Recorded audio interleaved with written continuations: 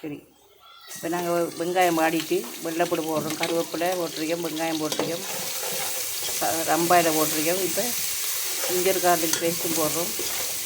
அப்புறம் நல்லா வாட்டுறோம். இப்போ தக்காளி போடுறோம். தக்காளி நல்லா வதங்க காட்டிலும் வாட்டி எடுக்கணும். பச்சை வச்சுக்காயும் போடுறோம். நல்லா மிக்ஸாக எடுக்கலாம். ரெண்டு மீட்டாக சேர்ந்து அது கொஞ்சம் தக்காளி அவிஞ்சி வரணும், டைம் எடுக்கும். மஞ்சத்தூள் போட்டிருக்கேன். மஞ்சத்தூள் கொச்சிக்காத்தூள், தக்காளி, கரெக்டு போடுவோம். இந்த அஞ்சு எடுத்து மிக்ஸ் பண்ணுறோம். சரி, நல்லா வாழை விட்டுருக்கோம்.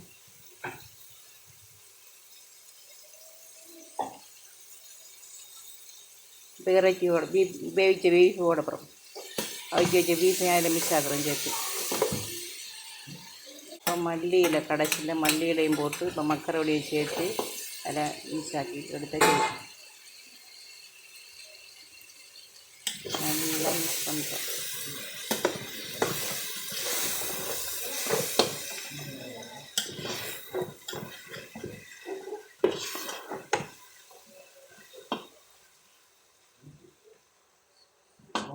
டொமாட்டோ சோஸ் நான் அதில் கொஞ்சம் ஊற்றுறோம். தக்காளி சோஸ் ஊற்றலாம் கொஞ்சம், அது கொஞ்சம் ஊற்றி மிக்ஸ் ஆக்குறோம்.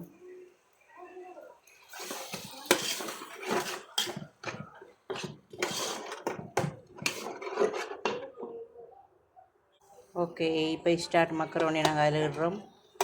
இப்படி மிக்ஸ் ஆக்க போகிறோம். எல்லாத்தையும் மிக்ஸ் ஆக்கிட்டு அவ்வளோதானா? நல்லா மிக்ஸ் ஆக்கிட்டோம், பார்த்துக்குங்க.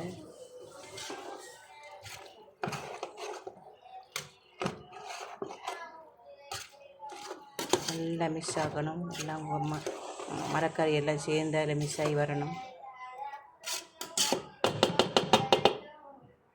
கொஞ்சம் நேரம் அடைச்சி வைக்கும். Tata bye by.